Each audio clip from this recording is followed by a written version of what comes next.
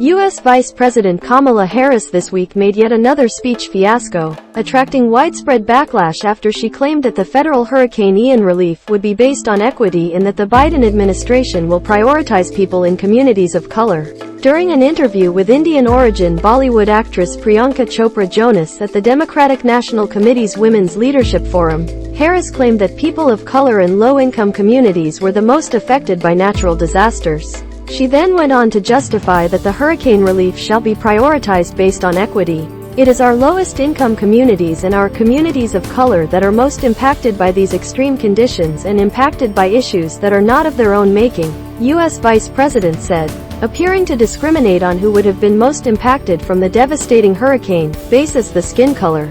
And so we have to address this in a way that is about giving resources based on equity. Understanding that we fight for equality, but we also have to fight for equity, she added.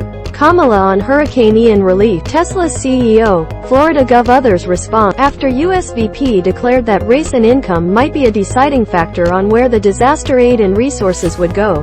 Anger and backlash poured on social media, including from Florida Governor Ron DeSantis' office. His director, Christina Pushaw, tweeted, "This is false. VP's rhetoric is causing undue panic and must be clarified. FEMA individual assistance is already available to all Floridians impacted by Hurricane Ian, regardless of race or background.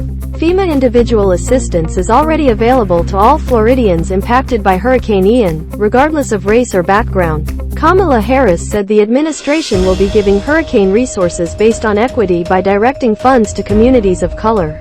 "I guess everyone else is just screwed." Tesla and SpaceX CEO, Elon Musk, also agreed that the funding must be rolled out on the basis of who among the citizens might be in most need. "Should be according to the greatest need, not race or anything else," Musk wrote. "Real people don't talk like this," Sadanand Doon, a fellow at the American Enterprise Institute, wrote online. "If a hurricane hits a state, we should expect the government to help all those affected, black, brown, white, purple, green," he stressed.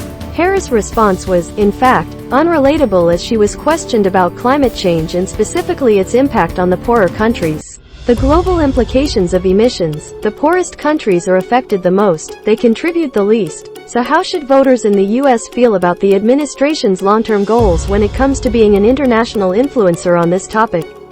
Chopra. U.S. VP's response, however, prompted U.S. state authorities to ask for clarification.